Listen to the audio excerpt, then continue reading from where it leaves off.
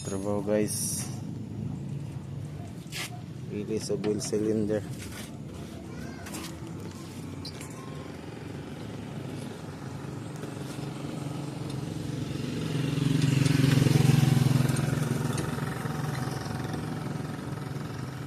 Kawa na din nga ulit ang wheel cylinder masampol ang cylinder guys. Doon na pag-itsura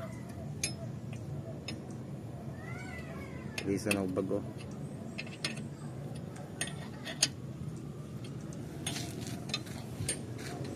Maupon niya ako guys, ilis ko brake shoe.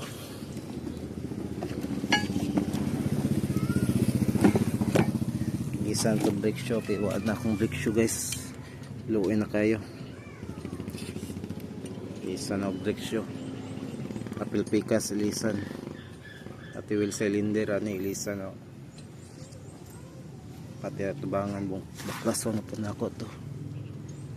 Dagang carbon karon guys.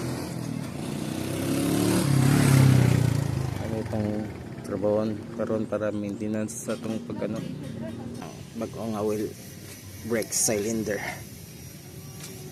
wheel cylinder assembly. Taod na to dre guys, na shade duha ka bolt dre sa likod, duha ka bolt 10mm.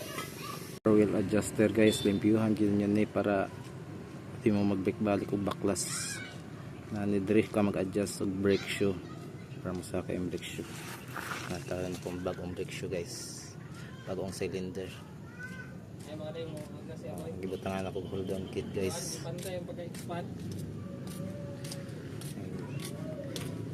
Guys, limpyuhan na nako, sino na kay guys. Brake shoe, brake pad nilisan na. Ato ning batang bagong grasa. Repack tag bearing. Apil lang mga star wheel adjuster na limpyuhan na pod, mga spring. Tawad na ako ni guys, tapos bali na pog pikas side. Apil sa tubangan.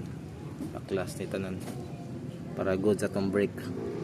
Guys, ito na. Tawad na ako tanan. Ito na po pikas.